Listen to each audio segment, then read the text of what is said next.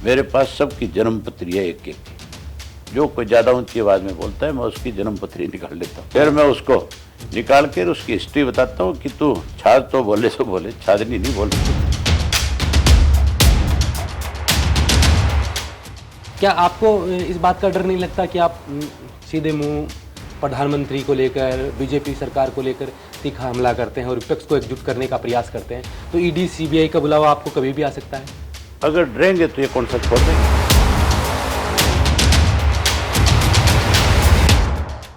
कि जो पुलवामा अटैक हुआ था उसमें सरकार की भी लापरवाही थी, यानी कि पाकिस्तान का तो हाथ था ही, षड्यंत्र था ही वो, लेकिन उसमें सरकार की भी कुछ लापरवाही थी और उस समय उन्होंने अवगत भी करवाया था, लेकिन मोदी जी को ज़्यादा कुछ फर्क नहीं पड़ता इन चीज़ों से।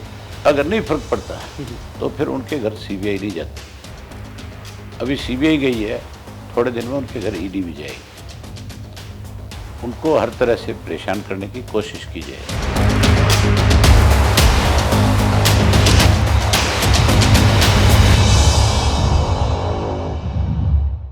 परमात्मा भी इनको जानता है। परमात्मा के साथ धोखा कर रहे थे तभी तो वो ईंट निकल गई। क्या ये षड्यंत्र था या फिर कहीं नहीं, आप ये देखो ना कि इन्होंने तो दबा दी थी, लोगों ने इन पे विश्वास कर लिया, भी चांदी की ईंट लाए। लेकिन परमात्मा को ये था, तेजाजी महाराज को लगा कि ये बड़े बेईमान लोग हैं, इनकी पोल खुलनी चाहिए। तब उन्होंने वहीं जेसीबी के साथ उस ईंट को बाहर निकलवा दिया। इन्हीं की जेसीबी से निकली, किसी और की गई नहीं, और फिर इनकी पोल खुली। उत्तर प्रदेश के अंदर अगर किसी को गुनाहगार बना दिया जाता है तो कोर्ट तक जाने से पहले उसको सजा भी सरकार दे देती है। इसको मौत के घाट उतारना है, इसको जेल में भेजना है, क्या करना है, ये फैसला मुख्यमंत्री कर लेता है। खोपिया और ये क्या है, किसी दिन विस्फोट हो सकता है, किसी दिन कुछ भी हो सकता है। ऐसे कितने दिन लोगों को दबाओगे आप, कितने दिन लोग दबेंगे। प्रजातंत्र में गोली से कोई किसी को नहीं दबा सकता, लाठी से कोई किसी को नहीं दबा सकता। कांग्रेस तो मुख्यमंत्री से मिली हुई है। भूपेंद्र सिंह हुड्डा जो है वो भाजपा के एजेंट के रूप में काम करता है।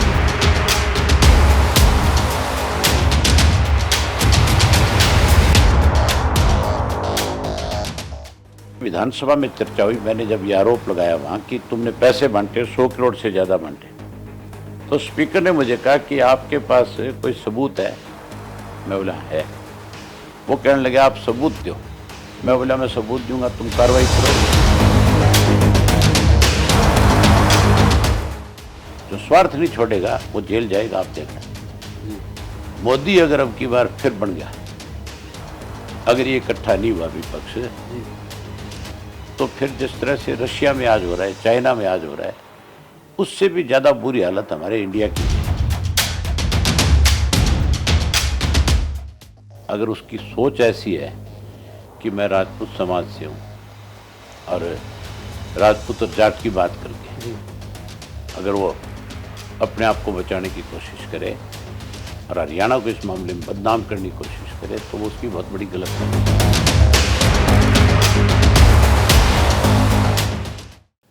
नमस्कार, मैं अजय कुमार, आप देख रहे हैं बोल हिंदुस्तान। हरियाणा के 3 लाल आपने खूब सुना होगा अगर राजनीति में आपकी दिलचस्पी है। उन्हीं में एक लाल के पोते हमारे साथ हैं, अभय सिंह चौटाला, जिनसे हम आज हरियाणा की राजनीति पर बात करेंगे, जो किसान आंदोलन में बहुत सुर्खियों में थे। उन तमाम मुद्दों पर हम बात करेंगे जो हरियाणा में आज मौजूदा दौर में चल रहे हैं और जो हिंदुस्तान की सियासत में जो मुद्दे प्रमुखता से हैं, उन मुद्दों पर हम उनसे बात करेंगे। अभय सिंह जी, आपका बोल हिंदुस्तान के प्लेटफॉर्म पे बहुत बहुत स्वागत है। बहुत धन्यवाद। जैसा सबसे पहले हम अगर हिंदुस्तान की सियासत की बात कर लें तो देश की बेटियां, हरियाणा की बेटियां, और जैसे कि हमें पता चला कि आपका खेल से बहुत लगाव रहा था, कुछ पहलवान जंतर मंतर पर बैठे हैं, एक विधायक की हठधर्मिता मान सकते हैं, कुछ आरोप लगाए हैं, लेकिन सरकार है केंद्र की, वो सुध नहीं ले रही है। क्या कैसे देखते हैं इस मामले को आप? ये जो पहलवानों वाला इशू है जी, इसको ये लोग जातीय रंग देना चाहते हैं। जी, भारतीय जनता पार्टी के जो लोग हैं आज, जी, वो जो सांसद है बृजभूषण जी, वो भी उसको जातीय रंग देने में लगे हुए हैं। पर्टिकुलर वो ये कहते हैं कि वो हरियाणा के पहलवान हैं, फिर वो कहते हैं कि वो एक गांव के पहलवान हैं, फिर एक कम्युनिटी का नाम ले। फिर एक कम्युनिटी का नाम लेते हैं कि वहाँ के पहलवान हैं। उस बृजभूषण से कोई पूछने वाला हो कि जब वो मेडल लेते हैं ओलंपिक में, एशियाड में, तो क्या हरियाणा का झंडा फहराया जाता है? क्या वहाँ किसी गांव का झंडा फहराया जाता है? वहाँ पे फिर देश का नाम लिया जाता है, देश का राष्ट्रगान गाया जाता है। वो देश के लिए जीतते हैं, वो हमारे देश की बेटियां, वो हमारे देश की शान है। बृजभूषण को पहले तो इसी बात के लिए माफ़ी मांग लेनी चाहिए कि मैं अपने आप को बचाने के लिए इसको जो जातीय रंग दे रहा हूँ, उससे बहुत बड़ा नुकसान हो जाएगा। पहले भाजपा जो है हमेशा इस तरह के नारों के साथ जब जब भी चुनाव नज़दीक आते हैं तो इस तरह की भाषा बोलते हैं। आज फिर वो इस किस्म की बात कह करके कहीं इसको जातीय रंग देख करके इस इशू को ख़त्म करने की कोशिश में है। अगर 21 तारीख तक कोई इस पे ठीक फैसला नहीं आया तो फिर हरियाणा के लोग जो है, और हरियाणा अकेला नहीं, देश के जाट जाति के लोग जो है वो इस पे इकट्ठा भी हो सकते हैं। किसी एक जाति विशेष को टारगेट करो, जाति विशेष की बेटियों के साथ अगर आप इस तरह की हरकत करो, अगर उसकी सोच ऐसी है कि मैं राजपूत समाज से हूँ और राजपूत और जाट की बात करके जी। अगर वो अपने आप को बचाने की कोशिश करे और हरियाणा को इस मामले में बदनाम करने की कोशिश करे तो वो उसकी बहुत बड़ी गलतफहमी है। हरियाणा में चौधरी देवीलाल ने शासन शुरू करी, अलग प्रदेश बनाया। उन्होंने कभी भी जातीय रंगत नहीं दी किसी भी बात को। राजस्थान के अंदर चुनाव हो रहे थे जी। और चौधरी देवीलाल चुनाव प्रचार में गए हुए थे। वहाँ किसी ने पूछ लिया कि आप मुख्यमंत्री किसको बनाओगे, तो भैरव सिंह शेखावत उनके साथ बैठे थे। वो कहने लगे कि भैरव सिंह शेखावत को मुख्यमंत्री बनाऊंगा। अगर उनके मन में कोई इस तरह की बात होती तो किसी जाट का भी नाम ले सकते थे, और उस वक़्त उनके नाम से पूरे राजस्थान में एक डंका बज रहा था। जी। देश का प्रधानमंत्री बनाने की बात आई, लोगों ने तो चौधरी देवीलाल को प्रधानमंत्री चुन दिया था, बिल्कुल। लेकिन चौधरी देवीलाल ने पूरे प्रदेश के, देश के लोगों के बीच में ये कहा था कि मैं वीपी सिंह को प्रधानमंत्री बनाऊंगा, ईमानदार आदमी है। जी। उन्होंने वीपी सिंह को प्रधानमंत्री बनाया, फिर चंद्रशेखर जी को प्रधानमंत्री बनाया। हरियाणा का व्यक्ति जात पात की बात नहीं करता, हरियाणा का व्यक्ति अपने स्वाभिमान के लिए लड़ता है। अगर कोई किसी भी जाति की और की बहन बेटी होती तो भी आज हरियाणा के लोग उसके साथ खड़े मिलते हैं। बिल्कुल। इसलिए इसको जातीय रंगत देने की बजाय उन बच्चियों के साथ न्याय होना चाहिए। जैसे आज से कुछ साल पहले आपने देखा कि देश में आज तक का सबसे बड़ा आंदोलन किसान आंदोलन हुआ। पंजाब से वो चिंगारी निकली थी, हरियाणा का उसको साथ मिला। तब एक नेता ऐसा था जो सबसे पहले उनके पास आया और कहता है कि अगर राजनीति में उनका हल नहीं होता है तो मैं ऐसे पद को ठोकर मारता हूँ। वो आप थे जिन्होंने विधायक पद से इस्तीफा दे दिया था सबसे पहले। ना वो देखा कि वो किसान किस कौम से हैं, कौन लोग हैं उसमें। आपने तब भी एक बड़ा समुदाय कह रहे थे कि ये जाट कौम का आंदोलन है, किसानों का आंदोलन नहीं है। आज ये बेटियां बैठी हैं तो इनको जाटों को टारगेट किया जा रहा है। तो बार बार कैसे इनको टारगेट किया जा रहा है? क्या एक बहुत बड़ी कम्युनिटी होने के कारण इनको टारगेट किया जा रहा है? क्या वजह, राजनीतिक वजह मानते हैं आप? जब किसान आंदोलन चला जी। तो भाजपा ने उस आंदोलन को बदनाम करने के लिए बहुत अलग अलग तरह के आरोप लगाए। जी। सबसे पहले कहा था कि ये खालिस्तान के लोगों का आंदोलन है, जी। फिर अलगाववादियों का कहा, फिर उसके बाद ये कहा कि ये तो स्पॉन्सर्ड हैं चाइना का, जी। उनका आंदोलन है। जब वो इस तरह की षड्यंत्र रच करके उसको बदनाम करने की कोशिश कर रहे थे और वो जब कामयाब नहीं हो पा रहे थे तो उन्होंने फिर एक बार ये भी कहा कि ये तिरंगे का अपमान किया इन्होंने 26 जनवरी के दिन। जी। उससे भी जब उनकी बात नहीं बढ़ी तो एंड में इस बात पे आ गए कि ये तो जाटों का आंदोलन है, और आखिर मजबूर होकर के प्रधानमंत्री को अपनी जो 3 उसने काले कानून बनाए उसके लिए पश्चाताप करना पड़ा, माफ़ी मांगनी पड़ी। मेरा जो उस वक़्त रिज़ाइन था उस आंदोलन को मजबूत करने के लिए, जो आंदोलन में किसान नेता थे, चाहे वो यूपी के थे, चाहे पंजाब के थे, चाहे वो हरियाणा के थे, चाहे राजस्थान के थे, चाहे आपके मध्य प्रदेश के थे, बैठे केरला से आए हुए लोग भी थे, तमिलनाडु से भी थे, अलग अलग स्टेटों से हर किसान संगठन के, चाहे कहीं से थोड़े लोग आए, पर पूरे देश के किसान उस जगह पे थे। और उन्होंने अपनी एक मीटिंग जब करी तो उसमें ये फैसला लिया था कि इसको गैर राजनीतिक रखेंगे। ठीक है। हम किसी भी राजनीतिक दल के व्यक्ति को जो है इस आंदोलन का हिस्सा नहीं बनने देंगे, इसको हम राजनीति के भेंट नहीं चढ़ने देंगे। जबकि हमारी पार्टी तो पहले दिन से ही किसानों के पक्ष में रही है। चौधरी देवीलाल ने तो हमेशा बिल्कुल किसान की बात करी, चाहे वो किसी भी पद पे थे, उनके लिए किसान प्रायोरिटी रही हमेशा। और जब लोग सपोर्ट करने जा रहे थे उस आंदोलन को, कहीं अपनी फोटोएं खिंचाना चाहते थे, तो उन्होंने विरोध किया और विरोध करके उनके सामने शर्त रख दी कि अगर आप सही मायने में इस आंदोलन को मजबूत करना चाहते हो, ठीक है, तो आप जिस भी पद पे हो उस पद को छोड़ दो और एक किसान के नाते आकर के हमारी मदद करो।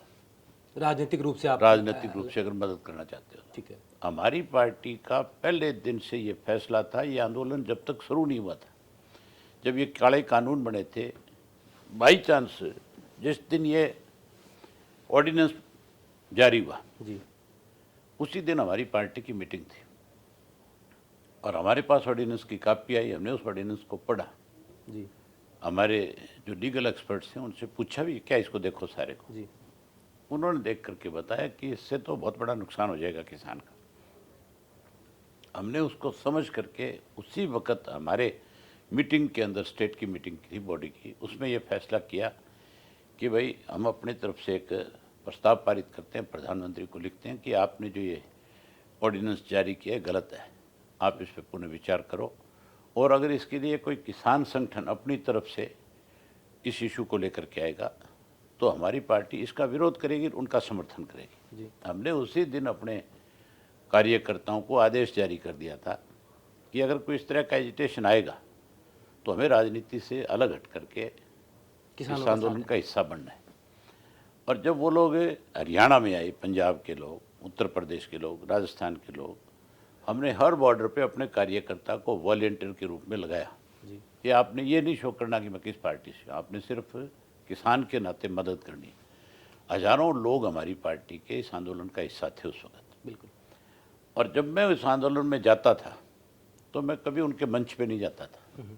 मैं जहाँ अलग अलग लोग अपने तंबू लगा करके बैठे हुए थे, अलग अलग जगह के, पंजाब के, आपके यूपी के, राजस्थान के, तो मैं उनसे मिलता था जाकर ठीक है, और मैं उनसे पूछता था कि भाई बताओ हम आपकी क्या हेल्प कर सकते हैं। जिस तरह की भी ज़रूरत होती थी हम अपने पार्टी के सतर पे उनकी हेल्प करी।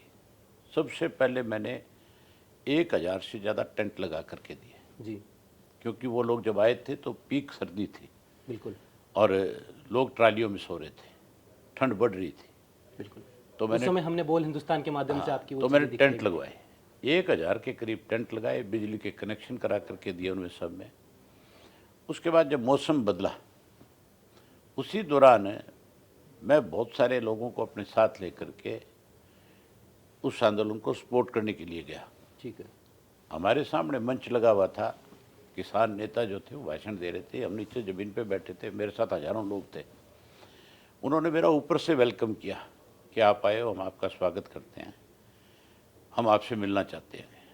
मैंने कहा कोई नहीं, जब कहोगे आपसे बैठ करके बात करेंगे। वो मिले, मेरे से मिलके उन्होंने कहा कि आप सही मायने में हमारी मदद कर रहे हो, लेकिन आप और अच्छी मदद कर सकते हो अगर आप कोई बड़ा फैसला ले लो तो।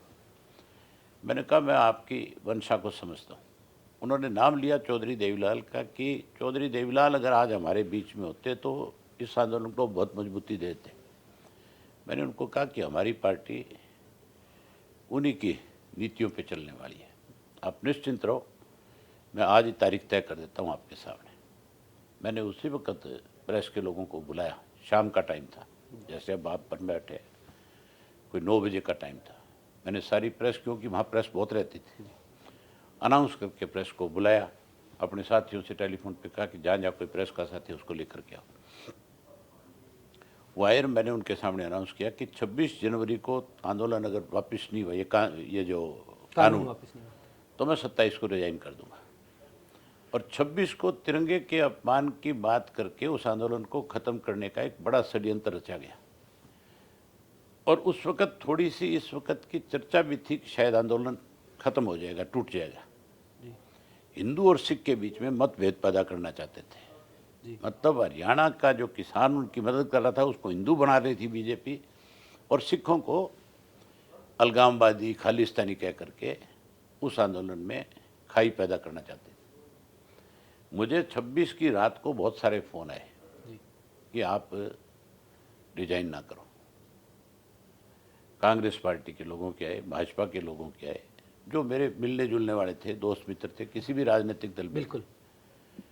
तो मैंने उनसे कहा, मैं बोला भी कौन सा आंदोलन ख़त्म हो गया जो आप इस तरह की बात करें। वो कहते आंदोलन तो कल तक ख़त्म हो जाएगा। मैं बोला भी अच्छा, आंदोलन, ये सूचनाएं आपके पास आने लग गई थी कि आंदोलन को अब खत्म कर दिया जाएगा? बिल्कुल, मुझे फ़ोन पे बताते थे, सारा दिन सोशल मीडिया पे चलता था। मेरे जो साथी थे उन सब ने मेरे आगे जिक्र किया। मैंने कहा ऐसा है, मैं जा कर के रिज़ाइन करूँगा कल। मैंने लोगों के बीच में वायदा किया है, मैंने आज तक जो फैसला ले लिया मैं उस फैसले से कभी वापस नहीं हुआ। इसके नतीजे क्या होंगे मैं फिर बाद में देखूँगा। मैं 27 को गया और मैंने जा कर के इस्तीफ़ा दिया तो हमारा जो कार्यकर्ता था उसने उस आंदोलन को मजबूत करने के लिए जो धरने पे बैठे लोग थे उनके बीच में आकर के बैठ गए कि अब हम गैर राजनीतिक लोग हैं, एक तरह से हमें कोई रोक नहीं सकता। उसी दौरान अगले दिन टिकैत साहब को पुलिस ने घेराबंदी करी 27 तारीख को जी। और उनको वहाँ से उठाने का प्रयास किया गया कि भी टिकैत को यहाँ से उठा दो, हरियाणा में इस तरह का प्रचार करो ताकि आंदोलन ख़त्म हो जाए। जब उन वाली बात सोशल मीडिया पे आई तो मैंने उसी वक्त टिकैत साहब को फ़ोन किया और मैंने उनको फ़ोन करके कहा, मैं बोला आपको अगर पुलिस उठा करके ले जाती है अलग बात है, ये ठीक है कि आपके पास लोगों की संख्या कम है, लेकिन जो लोग आपके साथ बैठे वो सारे मजबूत हैं। अगर वो कमज़ोर होते तो इस तरह की पुलिस की दबिश से लोग खड़े होकर के चले जाते। आप निश्चिंत रहो, ये लोग आपके साथ हैं। मैं अभी हरियाणा में मेरे सब मिलने जुलने वालों को फ़ोन करता हूँ कि वो अभी इसी वक्त चलें सारे के सारे, और 2 घंटे में 3 घंटे में आपके पास पहुँच जाएंगे। आपने जाना नहीं है छोड़ करके। और मैं भी मेरे दोस्तों को सबको फ़ोन कर रहा हूँ और मैं भी आपके पास पहुँच रहा हूँ। जब ये मैसेज हुआ कि भाई हरियाणा से ट्रैक्टर ट्रालियाँ चल पड़ी, महिलाएं चल पड़ी, बच्चे चल पड़े, जेड़ियाँ ले रखी है लोगों ने, लाठियाँ ले रखी है, जो जिसके पास जैसा साधन था लेके चला, तब पुलिस को ये लगा कि अगर हमने जल्दी से यहाँ से अपने आप को विड्रा नहीं किया तो यहाँ कत्लेआम हो सकता है। फिर वहाँ से फोर्स हटी। वहाँ तो भाजपा ने उनका एक एमएलए था बदमाश किस्म का कोई, उसको आगे किया कि तू भी जा। उसने भी आके गालियाँ दी, उसने भी आकर के वहाँ ये कहा कि मैं देखता हूँ कैसे नहीं उठता टिकैत यहाँ से, बदमाश लेकर के आया, लेकिन आखिर उसको भी भागना पड़ा वहाँ से। क्या इस वक्त बाद में जब हम गए तो मेरे साथ कोई 20,000 लोग थे और हमने कहा कि टिकैत साहब कमजोरी नहीं दिखानी, हमने बहुत मजबूती के साथ लड़ना है और तब तक लड़ना है जब तक इन लोगों का दिमाग सही नहीं हो जाए। उसके बाद आंदोलन इतना मजबूत हो गया था कि किसी की हिम्मत नहीं थी कि उस आंदोलन को कमज़ोर करने के लिए कोई और षड्यंत्र रच ले। और फिर मैं लगातार रिजाइन करने के बाद उस आंदोलन का हिस्सा रहा। उसके बाद मैंने जैसे गर्मी आई तो हमने पहले पेडेस्टर फैन दिए, फिर मच्छरदानियाँ दी, फिर जब गर्मी और बढ़ी तो पीने के कूलर दिए ठंडे पानी के, जो वाटर कूलर नहीं होते वो लगाए जगह जगह पे, और थोड़े नहीं सैकड़ों की संख्या में लगाए। पानी के कनेक्शन कराए, उनके साथ बड़े वाटर टैंक लगाए, दूसरे बाहर से लाने के लिए पानी ला करके उनमें डालने का सिस्टम बनाया। जब और मौसम थोड़ा सा तब्दील हुआ और जब कोरोना की बात आई तो फिर हमने उस वक्त 2 हॉस्पिटल बनाए वहाँ पे, दोनों जगह पे, टीकरी बॉर्डर पे भी और शंभू बॉर्डर पे भी। उसमें रोजाना हजारों लोग आते थे, सारी मेडिसिन फ्री थी, 24 घंटे डॉक्टर रहते थे, 6 डॉक्टर दोनों हॉस्पिटल में ड्यूटी पे थे, 6 सुबह होते थे, 6 शाम को होते थे, उधर भी 6 सुबह 6 शाम को पूरा नर्सिंग स्टाफ होता था। 40-40 बेड के 2 हॉस्पिटल थे एक तरह से। कोई अगर ज़्यादा भी पेशेंट हो जाते थे तो हमने सोनीपत में और बहादुरगढ़ में दोनों जगह व्यवस्था कर रखी थी दूसरे हॉस्पिटल में कि वहाँ उनको शिफ्ट कर देंगे। कोई अगर मान लो कोई सीरियस पेशेंट इमरजेंसी है, हाँ, सीरियस इस तरह का। तो उससे आंदोलन मजबूत हुआ, आंदोलन ताकत पकड़ता गया बिल्कुल और हमने उस आंदोलन में लोगों का दिल जीतने का काम किया। बिल्कुल। ये बखूबी हरियाणा के लोग और आपके विधानसभा के लोग जानते हैं कि आपने क्या किया। जो आपने आज बताया है उसी का नतीजा था कि उपचुनाव हुआ और फिर एक बार जनता ने आपको चुना। उस उपचुनाव की कहानी हो रहा है। जी उस उपचुनाव में बीजेपी जेजेपी जी एक अलोपा हमारे पार्टी बना रखी है, जो कांडा जो है जिसका भाई चुनाव लड़ा था जी वो, और जो निर्दलीय एमएलए थे, जो मिनिस्टर थे निर्दलीय, वो भी, उसके अलावा कांग्रेस भी, जी ये सब मेरे खिलाफ एकजुट हो गए। उन सब ने मुझे ये टारगेट कर लिया कि इसको अगर हरा लेंगे तो आगे तुम्हारा रास्ता साफ हो जाएगा। यानी कि विपक्ष के लोग थे वो भी और सत्ता के लोग थे। हाँ, वो इकट्ठे हो गए। भूपेंद्र सिंह हुड्डा जो विपक्ष का नेता है, जो कांग्रेस का लीडर है अपने आप में, वो जब वहाँ अपने कैंडिडेट की मदद के लिए गए एक तरह से, तो उसने जो बयान दिया था वो ये कहा कि मैं आया तो कांग्रेस की मदद में हूँ, लेकिन ये जो कांडा चुनाव लड़ रहा है ये मेरा बड़ा करीबी दोस्त है। तो इनडायरेक्ट वे में वो उसकी वोट मांग करके गया। बिल्कुल, इस बात का राजनीतिक मायना बहुत बड़ा होता है। बहुत बड़ा होता है। फिर उसके बाद 3 दिन पहले जो कांग्रेस का कैंडिडेट था वो घर जा करके बैठ गया। एक जिसकी कांग्रेस के टिकट कटी थी वो भी कांग्रेस की बजाय वोट मांगने की बजाय कांडे की वोट मांगने लग गया। मतलब सारे के सारे मेरे खिलाफ इकट्ठे हो गए और 15-15 हजार रुपया लोगों को ऑफर करी वोट की। यानी वोट डालने के लिए 15,000 रुपए। हाँ, भी 15,000 रुपये ले लो, वोट दे दो। और उसके अलावा लोगों को लालच दिया नौकरी लगाने का। अच्छा। जो सरकारी कर्मचारी थे हमारे, उनके ऊपर पूरा प्रेशर रखा। जो गांव के बच्चे जो नौकरी कर रहे थे, किसी भी डिपार्टमेंट में थे, लिस्टें बना करके उनके परिवार पे उनसे प्रेशर डलवाया गया। बिल्कुल। उसको बड़ा प्रेस्टीज इशू बनाया था चुनाव को सरकार ने कि हमने यह हर हालत में जीतना है, इसको जीत लेंगे तो किसान आंदोलन कमज़ोर पड़ जाएगा। भी जो किसानों का लीडर बन रहा था बिल्कुल, वो तो चुनाव हार गया, उसको तो किसानों ने हरा दिया। मेरा एरिया सारा का सारा ऐसा था कि उसमें टोटल 90% किसान थे। मैंने लोगों से एक ही बात कही, मैं बोले ये लुटेरे जो तुम्हें पैसों का लालच दे करके तुम्हारा वोट लौटने के लिए आए हैं, इनसे पैसे ले लो, लेकिन वोट तुम मुझे दे देना। लोगों ने वही किया, उनकी जेब लूट ली और जेब लूट करके उनकी वोट मुझे दिया। 9,000 वोट मेरे पिछले चुनाव से ज़्यादा दे करके मुझे वो चुनाव जिता दिया। इस बात पे विधानसभा में चर्चा हुई। मैंने जब ये आरोप लगाया वहाँ कि तुमने पैसे बांटे, 100 करोड़ से ज़्यादा बांटे, तो स्पीकर ने मुझे कहा कि आपके पास कोई सबूत है? मैं बोला है। वो कहने लगे आप सबूत दो। मैं बोला मैं सबूत दूंगा, तुम कार्रवाई करोगे? उसने हाँ अमरीकी करूँगा। मैं 100 से ज़्यादा एफिडेविट लेके गया लोगों के, जिन्होंने कहा कि भाई हमारे से पैसों का लालच दिया गया, हमारे को इतने इतने रुपए दिए गए और इन लोगों ने पैसे दिए और इस पार्टी की तरफ से हमारे पास पैसा आया। मैंने वो जो स्पीकर को काम कही रे सबूत लिखकर कार्रवाई क्या करेगा, तो स्पीकर कुर्सी छोड़ करके भाग गया अपने। बिल्कुल, विधानसभा में देखने को मिलता है आपकी तीखी नोक-झोंक रहती है स्पीकर के साथ। मेरी नोक झोंक नहीं है, मैं अपनी तैयारी करके जाता हूँ। जी। स्पीकर अनपढ़ आदमी है, स्पीकर को समझ नहीं है किसी बात की। स्पीकर तो बहस करनी जानता है।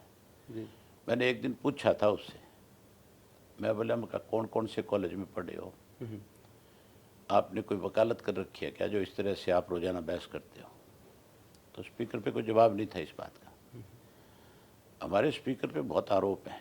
बिल्कुल, वो तो सारा दिन सरकार को कैसे बचाया जाए इस काम में लगा रहता है। मैं सरकार को घेरने में कमी नहीं छोड़ता और वो बचाने में कोई कसर नहीं छोड़ता। आखिर उसका बस नहीं चलता तो मुझे नेम करता है कि आप बाहर चलो।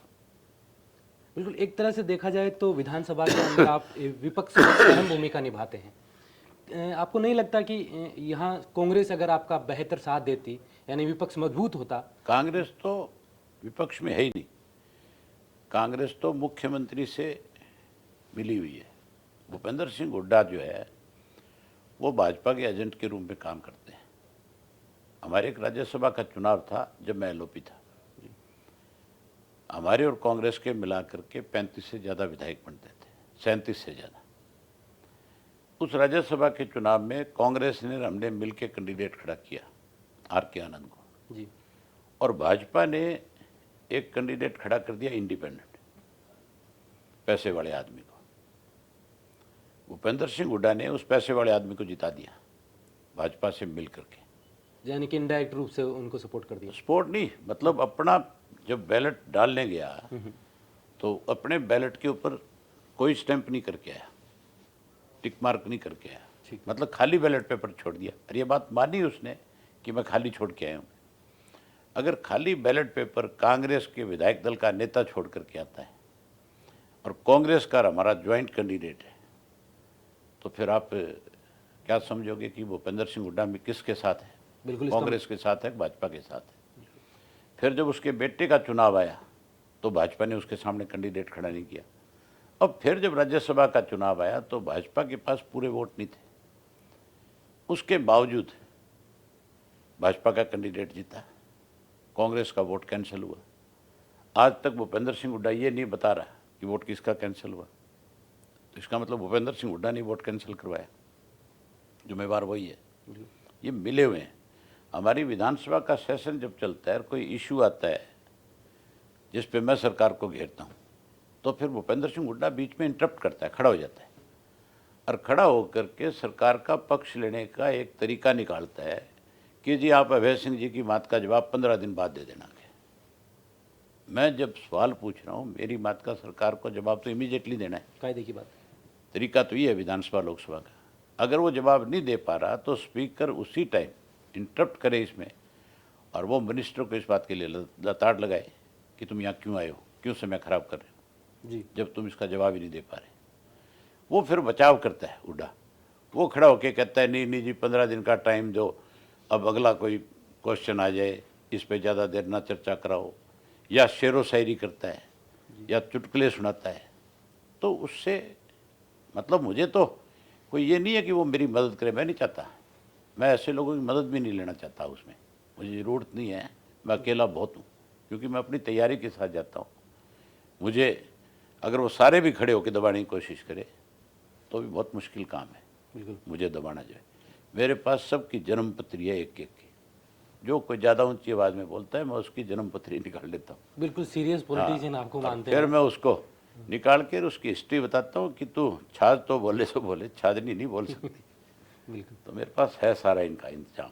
अभी अगर आप आरोप लगा रहे हैं कि कांग्रेस भी भाजपा और एक नहीं, आरोप नहीं है, ये गठबंधन सच्चाई है, सरकार के साथ है। आरोप नहीं है मेरा। जी, मैं खुद चैलेंज करता हूँ कि भूपेंद्र सिंह हुड्डा को बुलाओ, चीफ मिनिस्टर को बुलाओ, मैं आ जाता हूँ और ओपन डिबेट हो जाए। ओपन डिबेट हो जाए, मैं अपनी तरफ से क्वेश्चन करूँ, वो मेरे से कोई क्वेश्चन करे। अगर मैं उनके क्वेश्चन का जवाब ठीक से नहीं दे पाऊँ तो फिर मान के चलो मेरे में कोई कमी है। जी, अगर वो मेरी बात का जवाब नहीं दे जी, तो फिर वो कहीं कमज़ोर हैं, बिल्कुल। कई लोगों से बेईमान है। बिल्कुल एक वो कामयाबी आप कभी भी, मैंने कितनी दफ़ा हमारी प्रेस के जब भी कोई कन्क्लेव आते हैं प्रेस की तरफ से, मैं उनको कहता हूँ कि तुम किस चीज़ की कन्क्लेव करवाते हो। मुझे अकेले बुला करके बैठ के कहते हो कि तुम अपनी बात बता दो, मुझे 4 क्वेश्चन करते हो, उससे क्या होगा। मैं बोला मेरे सामने हुड्डा जी को बुलाओ, मेरे सामने आप चीफ मिनिस्टर को बुलाओ, मेरे सामने आप और कोई दूसरी पार्टी का लीडर है उसको बुलाओ, ताकि चर्चा हो अच्छी तरह से वाद प्रदेश विवाद के हो, बारे में। हाँ, अच्छे मुद्दे। मतलब प्रदेश के बारे में पता लगे लोगों को कि कौन सही मायने में आज विपक्ष की भूमिका निभा रहा है और कौन इस प्रदेश को लूट रहा है, उसका पता लगना चाहिए। बिल्कुल। जैसे कि आपको एक कामयाबी किसान आंदोलन के दौरान जो आपने इस्तीफा दिया, उसका जनता ने उस इस्तीफे को स्वीकार करते हुए आपको दोबारा विधानसभा पहुंचाया। अब दोबारा विधानसभा के चुनाव आने हैं, उपचुनाव में आपको जीत हासिल हुई, और जैसे कि मैंने कहा कि आप कह रहे हैं कि आरोप नहीं, मैं तो सीधा बता रहा हूँ, डिबेट कर सकते हैं। लेकिन जैसे अब विधानसभा चुनाव आ रहे हैं, देश में जब जब पैदल यात्राओं का दौर चला है तब तब सत्ता परिवर्तन हुआ है। आपका परिवार लंबे समय तक सत्ता में रहा, लेकिन अभी कुछ सालों में बीजेपी सरकार में है। अब आपने एक पैदल मार्च किया है। शायद पहले आप ऐसे होंगे कि किसी प्रदेश की पूरी विधानसभाओं का दौरा आपने किया हो देश के अंदर। कैसा लगा आपको? क्या माहौल लगा? हरियाणा के लोगों के अंदर क्या ऐसी चीज़ें देखी आपने कि वो मजबूर हैं, विवश हैं, या उनको कठिनाइयाँ परेशानियाँ हो रही हैं सत्ता से? क्या तकलीफ़ें देखी आपने? मैं एक चीज़ और बताना चाहता हूँ आपको। पहले आप कह रहे हो ना कि मुझे दोबारा नहीं, 5वीं बार चुना है उन्होंने। नहीं, किसान आंदोलन के बाद नहीं, बनता मैं कहता हूँ 5 बार चुना है जी। और उसमें 3 बाई इलेक्शन जीता हूँ मैं। मतलब बाई इलेक्शन जीतना जो है वो कोई आसान काम नहीं होता। बिल्कुल। और जिसके खिलाफ सरकार पूरी तरह से लगी हो। पहला बाई इलेक्शन जो था वो तो चलो हमारी गवर्नमेंट में था, जी उसमें मुझे 98% वोट मिला। जी उसके बाद दूसरा बाई इलेक्शन जो मेरा आया था वो कांग्रेस की ताज़ा सरकार बनी थी, 2 महीने हुए थे सरकार बने, चुनाव आ गया। जी चौटाला साहब ने 2 जगह से चुनाव लड़ा, एक जगह से रिजाइन किया और वहाँ से मैंने चुनाव लड़ा। सरकार ने एडी चोटी का जोर लगाया। नई बनी हुई सरकार जो है उसने एडी चोटी का जोर लगा दिया, पर फिर भी लोगों ने मुझे चुनाव जिताया। ये जो चुनाव था किसान आंदोलन के बाद, इसमें भी बहुत जोर लगा, फिर भी उन लोगों ने मुझे जिताया। हाँ, मैं बड़ी कामयाबी मुझे अपने हल्के के लोगों पे बहुत बड़ा विश्वास है। हल्के के लोगों को मेरे ऊपर बहुत बड़ा विश्वास है कि ये तुम्हें कहीं कमज़ोर नहीं पड़ने देगा। मैं मेरे हल्के के लोगों के साथ, कोई अगर सरकार में बैठा व्यक्ति ये चाहे कि भी मैं उसका नुकसान कर दूं, तो फिर मैं किसी भी हद तक जाता हूं। बिल्कुल। मैं मेरे किसी कार्यकर्ता का नुकसान नहीं होने देता। सरकार की तरफ से कोई यूँ चाहे कि भी हमारी सरकार है और हम मन मर्जी कर लेंगे, तो फिर उसको 100% पीछे मुड़ना पड़ता है। मैं आगे नहीं बढ़ने देता उसको, फिर मुझे चाहे कोई हदें पार करनी पड़े। नहीं, मैंने बड़ी कामयाबी आपको इसलिए बताया। आगे जो आप मेरे से पूछ रहे थे कि आप पद यात्रा कर रहे हो, जी आज हरियाणा प्रदेश को सरकार कमज़ोर करने में लगी है। जैसे सेंटर की सरकार सब कुछ बेच रही है। आज एक आरोप है मोदी जी के ऊपर कि रेल बेच दी, जहाज बेच दी, बैंक बेच दिए, आपके ये जो हवाई अड्डे बेच दिए, उसके साथ जो इंश्योरेंस बेच दिया, पोर्ट बेच दिए, मतलब जहाज से आपका पेट्रोल बेच दिया, गैस बेच दी, कुछ नहीं छोड़ा और एक ही आदमी को दे जा रहे हैं और उसी को फिर जब फंसता है तो बचाने की कोशिश की जा रही। इससे क्या होगा कि देखना आप, आने वाला जो लोकसभा का चुनाव होगा उसमें नतीजे और तरह के आएंगे। हमारे हरियाणा प्रदेश के अंदर भी बजट जो है, उस बजट को लगाने की बजाय कागजों में दिखा करके खाने का काम हो रहा है। और जब इनकी पोल खुलती है तो फिर ये अपने आप को बचाने के लिए छोटे मोटे अधिकारियों को सस्पेंड करते हैं और सस्पेंशन में भी इस तरह की चीज़ लिख देते हैं कि अगले को कोर्ट में जाते रात मिल जाती है। फिर उसको थोड़े दिन बाद बहाल करते हैं, फिर उसकी मनचाही पोस्टिंग कर देते हैं, क्योंकि पैसा उसी के थ्रू लेना है। हमने इन लुटेरों से कैसे प्रदेश को छुटकारा मिले, इसके लिए पदयात्रा शुरू करी है। आज लोगों का विश्वास इंडियन नेशनल लोकदल पार्टी पे है। आप एक दिन पदयात्रा में आओ मेरे साथ, आप जाकर के देखो स्वयं कि किस तरह का उत्साह लोगों के अंदर है। मैं अब तक 10 डिस्ट्रिक्ट कर चुका हूँ। आप मान के चलो कई लाख लोगों से मिल चुका हूँ बिल्कुल, सोशल मीडिया के माध्यम और से लोगों हमने वो में तस्वीरें एक देखी अलग हैं। उत्साह है। हर हालत में परिवर्तन आएगा और बहुत जोरदार तरीके का परिवर्तन आएगा। लोग जो है आज बिल्कुल मन में ना एक सरकार के प्रति, जब आप थोड़ा सा कुरेदते हो तो पता लगता है कितना गुस्सा है।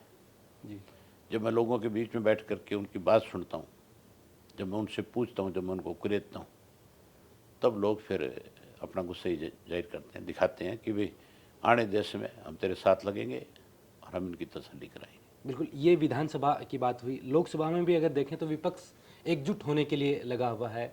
बिहार के मुख्यमंत्री नीतीश कुमार अलग अलग संगठनों से मिल रहे हैं और एकजुट करने का प्रयास कर रहे हैं बीजेपी के खिलाफ। यूपीए को एकजुट करने का प्रयास कर रहे हैं। क्या आपसे मुलाकात हुई इस शुरुआत ही हमने करी थी।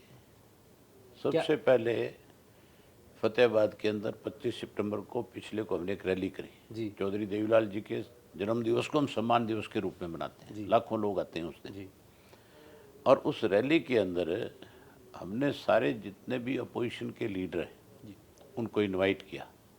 14 पार्टियों के लोग अलग अलग दलों के उसमें शामिल हुए थे, जिसमें सीपीएम सीपीआई भी थी, शरद पवार की पार्टी थी, उद्धव ठाकरे की पार्टी थी, अकाली दल था, ममता की पार्टी थी, जेडीयू था। इस तरह से 14 दलों के नेता वहाँ पे आए हुए थे। और उन्होंने उसके अंदर सब ने ये कहा कि हम अगला लोकसभा का चुनाव मिल करके लड़ेंगे। चौधरी ओम प्रकाश चौटाला की पहले दिन से ये सोच है कि हर हालत में तीसरा मोर्चा बने। और हमने ये भी कहा कि हमें तीसरे मोर्चे में अगर कांग्रेस भी शामिल होती है तो गुरेज नहीं है, उसको भी शामिल कर लिया जाए। ठीक है। लेकिन बीजेपी को हराने के लिए स्वार्थ छोड़ना पड़ेगा। जो स्वार्थ नहीं छोड़ेगा वो जेल जाएगा, आप देखना। जी मोदी अगर अब की बार फिर बन गया, अगर ये इकट्ठा नहीं हुआ विपक्ष, जी तो फिर जिस तरह से रशिया में आज हो रहा है, चाइना में आज हो रहा है, उससे भी ज़्यादा बुरी हालत हमारे इंडिया की हो जाएगी। फिर ईडी के माध्यम से, सीबीआई के माध्यम से और दूसरी एजेंसियों के माध्यम से ये लोगों को उठा उठा करके अंदर दे देंगे, फिर अंदर बैठ करके राजनीतिक तौर पे कमज़ोर करेंगे। बिल्कुल। आप उस परिवार से आते हैं जिनको राजनीतिक का बहुत लंबा अनुभव है। आपके दादा, आपके पिता और आप स्वयं को राजनीति का लंबा अनुभव है।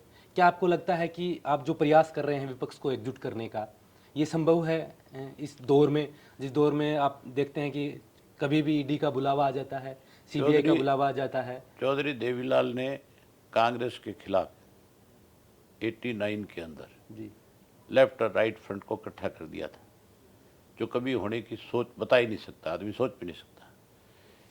उस जनता दल के साथ बीजेपी भी थी, उस जनता दल के साथ कम्युनिस्ट भी थे, जबकि कम्युनिस्ट और बीजेपी के बीच में बहुत बड़ी खाई है। अगर वो इकट्ठे हो सकते हैं, उस वक्त हो सकते थे, आज क्यों नहीं हो जाएंगे? आज हो जाएंगे। आज तो बीजेपी अलग है, आज तो सब लोग एक प्लेटफार्म पे आना चाहते हैं। क्या आपको इस बात का डर नहीं लगता कि आप सीधे मुंह प्रधानमंत्री को लेकर, बीजेपी सरकार को लेकर तीखा हमला करते हैं और विपक्ष को एकजुट करने का प्रयास करते हैं, तो ईडी सीबीआई का बुलावा आपको कभी भी आ सकता है? अगर डरेंगे तो ये कौन सा छोड़ देंगे? है किस चीज़ का डर है? मैं उस घर में पैदा हुआ हूँ जिन्होंने देश की आज़ादी की लड़ाई लड़ी है, जी जिन्होंने किसानों के लिए कुर्बानी दी है, जिन्होंने बहुत बड़े बड़े पदों के ठोकरें मारी है। जी मुझे सही बात कहते हुए कोई कैसे रोक सकता है? आ जाओ, ईडी आ जाएगी। आई नहीं क्या? हमारे सीबीआई आई, ईडी आई, सब ने कई कई बार आए, एक बार ही नहीं। कांग्रेस वालों ने भी हमारे यहाँ सीबीआई ईडी भेजी, इस बीजेपी ने भी भेज रखी है। अब वर्तमान दौर आखिर हमें जो न्यायपालिका है उस पर भरोसा है कि सब ठीक होगा। वर्तमान दौर में आप लोकतंत्र को कैसे देखते हैं कि एक स्वच्छ लोकतंत्र में सबको अधिकार होता लोकतंत्र है ही नहीं आज की डेट के अंदर। लोकतंत्र को खत्म करिए, ईडी और क्या है? प्रजातंत्र लोकतंत्र का है। अगर कोई भी प्राइम मिनिस्टर के खिलाफ बोलता है, उसको आप देखो अगले दिन ईडी वाले उठा के ले जाते हैं, और इनको कोई शर्म नहीं आती भी इससे लोगों में क्या मैसेज जा रहा है। जी आप छोटे से छोटे आदमी से जाकर के बात करोगे, वो ये कह देगा कि नहीं भाई ये गलत हो रहा है। उसको पीड़ा है इस बात की। हमारे देश के लोगों की एक नेचर है, और हरियाणा की खास करके नेचर है कि हरियाणा में अगर किसी के साथ नाजायज़ किया जा रहा है, लोग उसके साथ खड़े हो जाते हैं। फिर राजनीति नहीं देखते किस पार्टी से हैं, वो कहते हैं नहीं भाई हम इसको मरने नहीं देंगे, ये हमारे लिए लड़ता है। जैसे वर्तमान में आप देखें तो कर्नाटक में जो हुआ, राजस्थान में जो हुआ, तो कर्नाटक के आप नतीजे देखना, मुंबई में जो हुआ, महाराष्ट्र में जो हुआ, महाराष्ट्र का चुनाव आएगा तब भी नतीजे देखना, तो टूट जाती हैं एक दिन के अंदर। आपके परिवार के साथ भी ऐसा हुआ कि आपका एक बड़ा राजनीतिक परिवार था, 2 हिस्सों में हो गया। क्या 2 हिस्सों में हुआ नहीं, 2 हिस्सों में बीजेपी ने कराया। इसके लिए भी भाजपा ही जिम्मेवार है पूरी तरह से। पहले कांग्रेस ने कराया था एक बार जी, अब की बार बीजेपी ने गंदा खेल खेला है। सवे आने दो। क्या क्या क्या हुआ था? कुछ आप बता सकते हैं कि कैसे 2 हिस्सों में बटा आपका परिवार? क्योंकि इतना मजबूत था कि वर्षों तक आपने हरियाणा के ऊपर एक तरह से कह सकते हैं कि राज किया था, या हरियाणा की जनता, आज नहीं कर रहे, जनता के लिए आप काम कर रहे नहीं। आज जनता तो आज भी हमारे साथ है, लोगों के दिलों में तो आज भी हमारा ही राज है। जी हाँ, दिलों में राज किया था। परिवार लंबा परिवार था। आज भी लोगों के दिलों पे राज करते हैं। आप राजनीतिक किसी भी रूप से आपको मेरे किसी जो को- विरोधी भी हैं, आप उनसे भी जाके बात करो मेरे बारे में, नहीं, हरियाणा वो में क्या चौटाला कहेगा परिवार आपको, आप जब सुनोगे तब आपको पता लगेगा। नहीं, चौटाला परिवार राजनीतिक रूप से ऐसा माना जाता था कि इस परिवार के खिलाफ कोई षड्यंत्र नहीं रच सकता, ये इतना मजबूत परिवार है राजनीतिक रूप से। बस कोई स्वार्थी होते हैं क्या स्वार्थ, जो स्वार्थ क्या के क्या शिकार हो आपके क्या समझ में मैं आया? उनके बारे में कोई लंबी चौड़ी चर्चा नहीं करना चाहता। अक्सर आप दूरियां क्यों बनाते हैं? जब उनकी बात आ जाती है, उन पे कोई सवाल आ जाता है तो आप उनसे दूरियां, मैं वो आपके लिए मैं- खुले मन से बोलते हैं कि अब बोलते हैं बेचारे, उनकी आदत है, उनको लोग सबक सिखा देंगे, मेरे कहने की जरूरत नहीं है। हमारे हरियाणा के लोगों ने फैसला कर रखा है। अब जब चुनाव आएंगे लोकसभा विधानसभा के, जब नतीजे आएंगे तब देखना क्या होगा। वो लोग तो अब राजस्थान में जाने का प्रयास कर रहे हैं कि राजस्थान में हम यहाँ सरकार में हिस्सा राजस्थान हैं। हमारे पड़ोस में, रोज जाओ, कौन रोका है? राजनीतिक रूप से हम वहाँ नहीं, राजस्थान में जाते घूमने से कौन रोकता है? कश्मीर में घूमी आओ, राजस्थान में घूमी आओ, नहीं, राजनीतिक रूप से मजबूत होने के लिए, तमिलनाडु में घूमी आओ। राजनीतिक रूप से मजबूत 2023 में चुनाव है राजस्थान में विधानसभा के, कि हम वहाँ मजबूती से चुनाव हमने लड़ेंगे। अजय सिंह को 2 बार जी, राजस्थान में चुनाव लड़ाया। अगर उनका डोल होता तो फिर राजस्थान छोड़ के नहीं भागता वो। चौधरी देवीलाल ने, चौटाला साहब ने ये सोच करके लड़ाया था कि राजस्थान के लोगों की इसको हम लड़ाएंगे, ये सेवा करेगा। वो सेवा करने की बजाय 5 साल एमएलए रहा, कभी भी 5 साल में 10 साल रहा। आप 10 साल की प्रोसीडिंग उठा करके देख लेना, एक दिन भी विधानसभा में नहीं बोला। तो वहाँ के लोग कोई पागल हैं क्या जो उनके साथ जाकर के खड़े हो जाएंगे? एक राजस्थान है राजस्थान का किस्सा नहीं, टूट तो धन ज्यादा है। नहीं, हम उस दौरान थे जब अजय सिंह चौटाला नागौर में गए थे, क्योंकि राजस्थान के अंदर नागौर जिला एक है जहाँ तेजाजी महाराज हुए थे और लोगों की बड़ी आस्था है।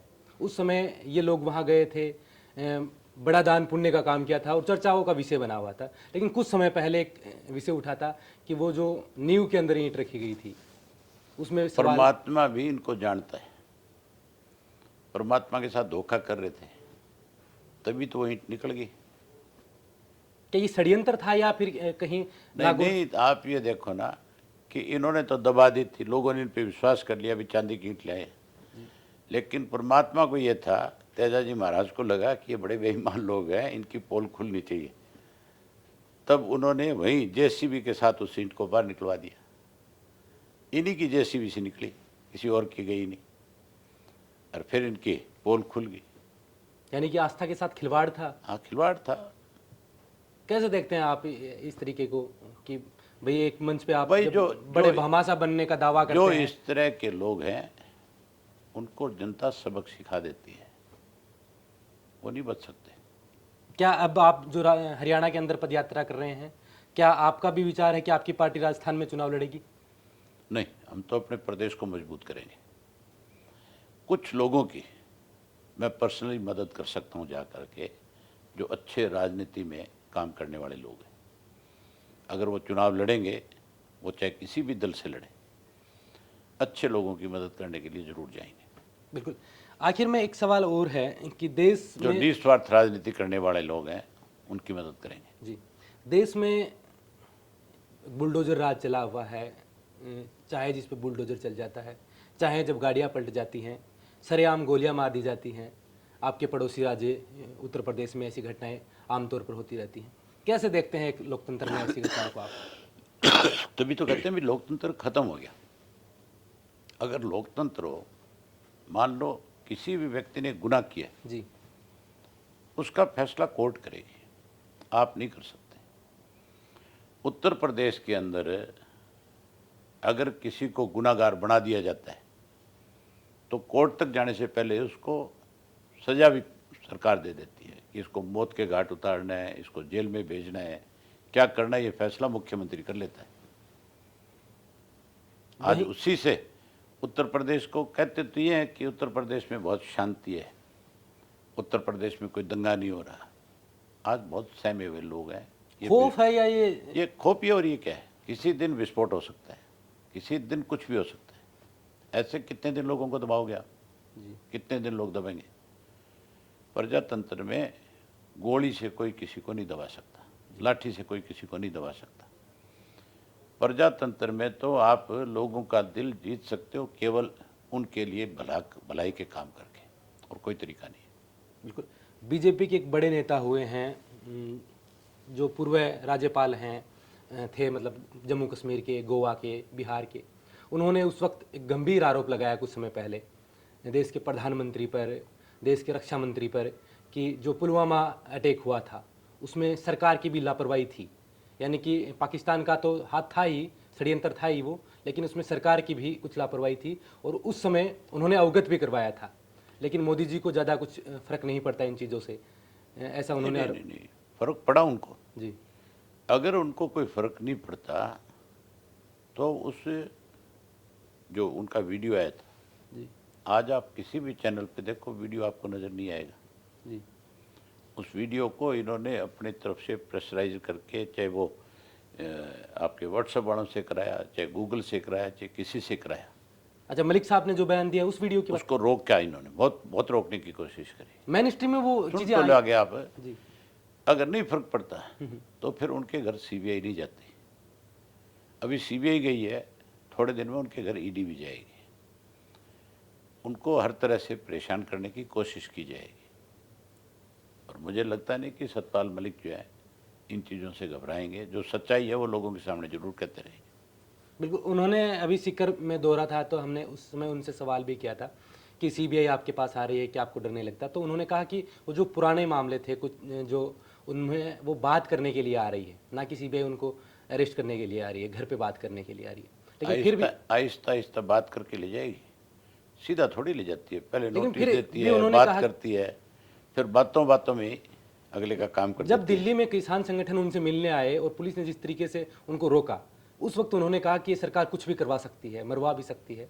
लेकिन मेरे पास एक बड़ी कम्युनिटी है, मैं जिस कम्युनिटी से आता हूँ वो एक बड़ी कम्युनिटी है, वो इनको बख्शेगी नहीं। और आप भी बड़े बड़े मंचों पर अपनी कम्युनिटी की तारीफ खुले मंच से करते हैं। अक्सर नेता इससे परहेज करते हैं कि अपनी जाति का टैग वो नहीं लगाए। आप मुझे एक चीज़ बताओ, जी हर जाति के सम्मेलन होते हैं कि नहीं होते हैं? जी कौन सी जाति ऐसी है जो सम्मेलन नहीं करती? शेड्यूल कास्ट से लेकर के अपर क्लास तक के लोग सम्मेलन करते हैं। तो फिर आप हमारी जाति को क्यों टारगेट करते हो?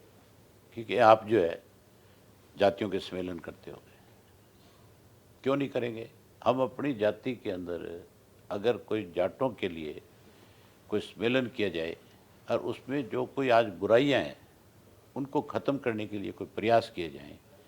अगर आज हम हमारे गांव के जो बच्चे हैं, जो गरीब घरों के हैं, जाटों में कोई ये नहीं है कि सबके पास ज़मीन जायदाद है, लैंडलेस लोग हैं जो मजदूरी भी करते हैं बेचारे।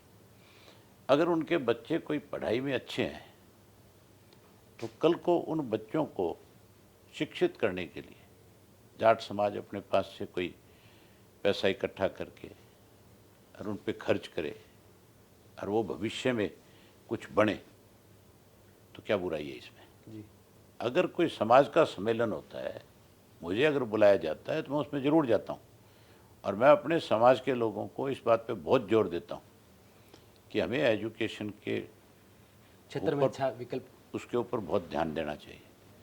और मैं तो खुला कह करके आता हूँ, मेरा अपना एक इंस्टीट्यूट है चौधरी देवीलाल के नाम से, हमारी ट्रस्ट का जी बहुत बड़ा इंस्टीट्यूट है। मैं तो कहता हूँ जिस किसी का गरीब घर का बच्चा जो पढ़ना चाहता है लेकिन असमर्थ है, फीस नहीं दे सकता, वो मेरे पास आ जाए। मैं उसको हॉस्टल भी दूंगा, उसको किताब भी दूंगा, उसको कपड़े भी दूंगा और उसको वजीफ़ा भी दूंगा, ताकि वो बच्चा कैंटीन तक भी जाने में दिक्कत ना हो उसको। उसको महीने के पैसे भी दूंगा, बिल्कुल। ताकि उसको ये ना लगे कि भी मैं गरीब घर का बच्चा हूँ और ये अमीर घरों के बच्चे हैं जो बैठ करके पिज़्ज़ा खा रहे हैं और मुझे खाने के लिए दाल रोटी भी नहीं मिल रही। उनके बराबर खड़ा करेंगे हम अपने बच्चों को, क्यों नहीं करेंगे? इसमें बुराई क्या है? जब हर जाति विशेष अपने सम्मेलन करती है तो हमें इस बात के लिए टारगेट करना भी आज बीजेपी के लिए और दूसरों के लिए दिक्कत है। जी भोपाल में जाट सम्मेलन होने जा रहा है, परसों होगा, मैं जाऊंगा उसमें, उन्होंने मुझे इनवाइट किया है और वहाँ खुल करके बात करके आएंगे। बिल्कुल। अभी आप कुछ दिनों पहले चंडीगढ़ में भी एक पंचकुला में जो अंतर्राष्ट्रीय जाट संसद। नहीं, मुझे जहाँ बुलाया मैं गया हूँ, जाना बनता है, क्यों नहीं जाएंगे भाई? लेकिन इसमें भी आप देखें तो कम्युनिटी में अलग अलग गुट बने हुए हैं। नहीं नहीं नहीं, उसमें सारे वो सब जगह है। वो तो एक आपको जहां बुलाते हैं वहां आप चले जाते मेरे को कोई सा भी ग्रुप जो कहेगा कि भी हम सम्मेलन करना चाहते हैं, आप आओ। हमने अपनी कम्युनिटी को कैसे ऊपर लेकर के जाना है वो बात करनी है। वहाँ हमने किसी की ये बड़ाई थोड़ी करनी है कि भाई ये जाटों के लिए ज़्यादा अच्छा कर रहा है और वो जाटों के लिए बुरा कर रहे हैं। हम उनका नाम लेके भी कहेंगे कि वो लड़के भी अच्छा कर रहे हैं, ये भी अच्छा कर रहे हैं। ज़्यादा से ज़्यादा जितना ज़्यादा फैलेगा ये, उतनी ज़्यादा मान के चलो अवेयरनेस आएगी लोगों में, बिल्कुल उतना ही लोग ज़्यादा समझेंगे। बिल्कुल। देवीलाल जी छोटे हमारा वोट है जी उसको ले लिया जाता है, और वोट लेने के बाद हमें गालियां दी जाती है, इग्नोर किया जाता है। तो हम अपना वोट डालना तो सीख लें कम से कम। वो जरूरी है कि नहीं है? कायदे की बात है। हाँ, वोट डालना जरूर सीखना चाहिए। ये अगर वोट देते दफा ये एहसास कराना चाहिए कि मैं अपना वोट किस लिए तेरे को दे रहा हूँ। जी अभी मैं जाऊंगा, ये बात मध्य प्रदेश के जाटों को जरूर समझा के आऊँगा। मैं तो राजस्थान में गया था, वहाँ भी बहुत खुल के बोल के आया था। मैंने अशोक गहलोत जी का एक बयान पढ़ा था, उन दिनों में ताज़ा बयान आया था। उनसे किसी ने ये पूछ लिया भी अशोक जी आपने सरकार को कैसे गिरने से बचा लिया? तो उन्होंने ये बताने की बजाय कि मैंने अपनी सरकार कैसे बचाई, ये कहा कि मैं अकेला माड़ी कम्युनिटी का एमएलए हूँ और मैं तीसरी बार का मुख्यमंत्री हूँ। इसका मतलब वो 29% वालों को टारगेट कर रहा था, उंगली दिखा रहा था। मैंने वहाँ कही कि हमारा 29% वोट है यहाँ, और वो जिनका 1% वोट भी नहीं है वो आपको चैलेंज करते हैं। अब तो कम से कम तुम्हें सबक लेना चाहिए, सोचना चाहिए कि हमें क्या करना है। आपको वर्तमान राजस्थान के हालात से आप वाकिफ होंगे, क्योंकि आए दिन अभी सचिन पायलट कल से अजमेर से अपनी ही सरकार के खिलाफ प्रदर्शन कर रहे हैं। कोई फर्क नहीं पड़ता, लोग कांग्रेस के खिलाफ थे, खास करके जाट कम्युनिटी के लोग जो है कांग्रेस से नाराज थे जी। लेकिन आज की डेट में जो हालात हैं, जिस तरह से दिल्ली में जंतर मंतर पे बैठे हमारी जो बेटियां हैं उनके साथ जो बर्ताव हो रहा है, उससे राजस्थान में बहुत बड़ा इफेक्ट आएगा। अगर आंदोलन चल पड़ा तो फिर राजस्थान के नतीजे बदल जाएंगे। फिर भाजपा को राजस्थान में कुछ हासिल होने वाला नहीं है, फिर नतीजे और होंगे। बिल्कुल। आप उस प्रदेश से आते हैं जो छोटा प्रदेश है, और देवीलाल जी छोटे प्रदेश के हमेशा हितैषी रहे हैं। आपके पड़ोसी राज्य राजस्थान और यूपी में छोटे प्रदेशों की डिमांड चल रही है, तो क्या आप इनके समर्थन में हैं कि? हाँ, छोटा प्रदेश होना चाहिए जी। जितना छोटा प्रदेश होगा उतनी तरक्की करेगा। हरियाणा जब अलग हुआ था जी तो हमारे पास तो ना पानी था ना बिजली थी, और ना ही हमारे पास कोई मिनरल्स था, ना ही हमारी इकॉनमी अच्छी थी प्रदेश की। उसके बावजूद आज हरियाणा जो है सबसे बड़ा अन्नदाता है। चाहे धान की फसल कर लो, चाहे गेहूं की कर लो, अनाज सबसे ज़्यादा हम पैदा करते हैं।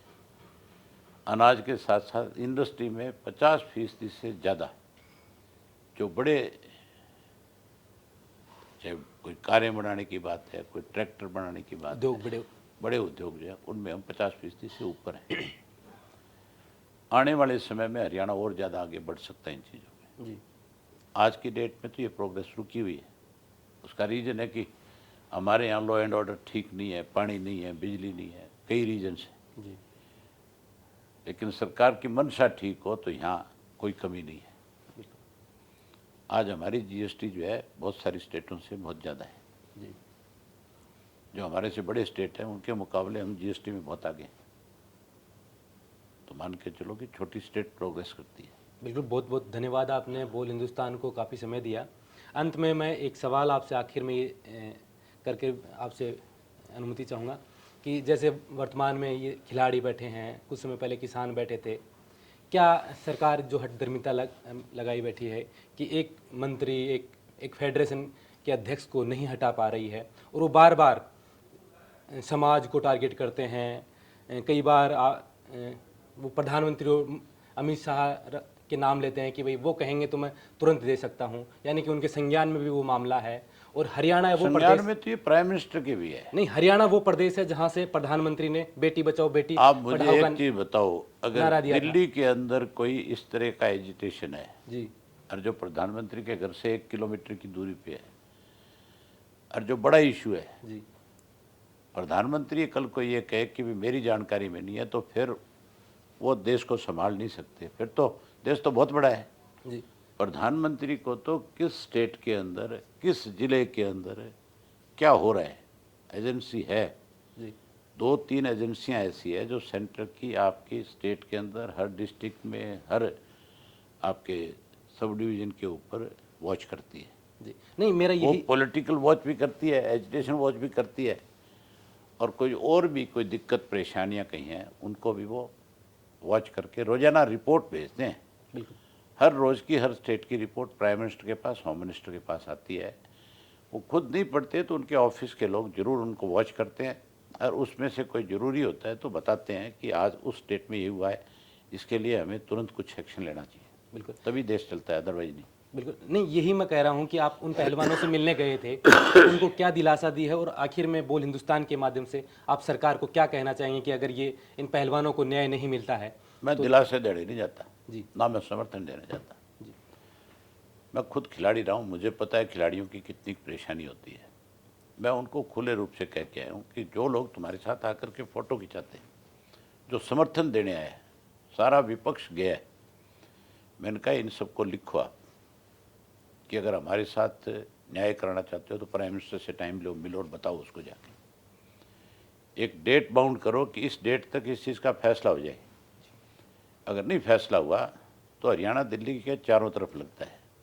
और जो बात मैं कह के गया आया हूँ वहाँ पे, मुझे लगता है 21 तारीख के बाद हर हालत में मेरे वाली कई भी बात के ऊपर एक बड़ा फैसला आ जाएगा।